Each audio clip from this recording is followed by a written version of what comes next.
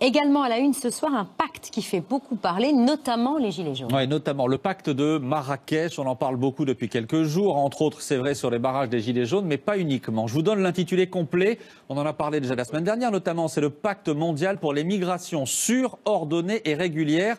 Il a été officiellement signé ce matin au Maroc par 150 pays sous l'égide de l'ONU. Ce texte fait l'objet depuis des semaines d'une multitude de fake news, de rumeurs, de fantasmes. Mais avant de parler de ces fantasmes, il faut évidemment parler de ce qu'il y a dans ce pacte. C'est une liste de grands principes que les pays signataires acceptent, comme le fait de lutter contre les filières clandestines, de porter secours aux migrants en danger ou encore de ne placer les migrants en rétention qu'en dernier recours. Précision très importante, ce pacte n'impose rien aux États, il ne crée aucune obligation légale. De toute façon, l'ONU n'en a pas le pouvoir. Précision importante, mais balayée par exemple par Marine Le Pen. La présidente du Rassemblement national a organisé une conférence de presse la semaine dernière sur le sujet. Regardez ce qui était écrit sur son pupitre, le pacte de Marrakech, la boîte de Pandore de la submersion migratoire.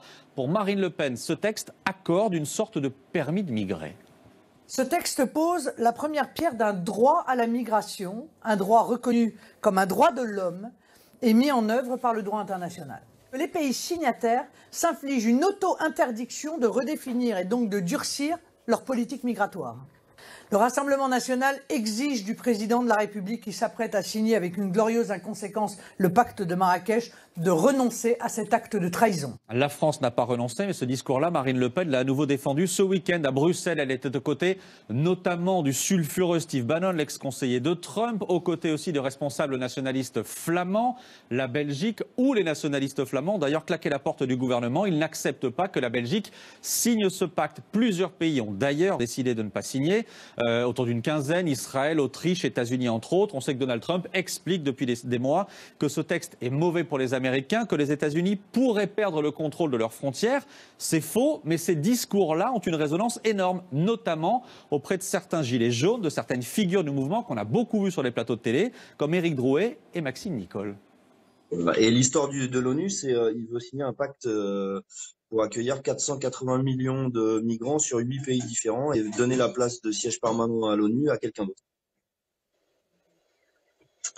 C'est chaud, c'est chaud, c'est chaud. Bah là, s'il fait ça, il vend la France carrément. La France vendue, c'est la crainte de ces deux gilets jaunes devenus très médiatiques. Vous ne trouverez rien de tout ça dans le pacte de Marrakech, mais cette crainte, elle se propage. Le thème de l'immigration est un thème évidemment explosif. Regardez cette scène tournée samedi lors de la manifestation. On est vraiment au cœur de la manifestation sur les Champs-Élysées à Paris. Scène tournée par notre confrère de France Info, Julien Pain.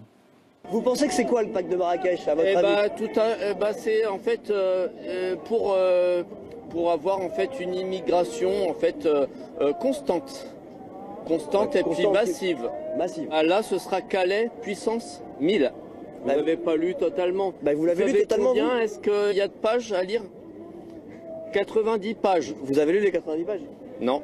Je les ai pas lus totalement. Mais moi, ce que je peux vous dire de ce que j'ai lu, c'est... Attendez, mais a fait en fait une compression des 90 pages et il a retenu tout ce qu'il y avait à retenir. Alors, voilà. Mais donc, moi, je vous dis que j'ai lu le pacte de Marrakech. Vous ne l'avez pas lu entièrement. Voilà. Le dialogue est impossible autour de ce pacte. Ce qu'il finit de dire, c'est qu'il a vu la vidéo d'Asselineau, exactement, candidat présidentiel, et qu'il le croit lui et pas le journaliste qui a lu...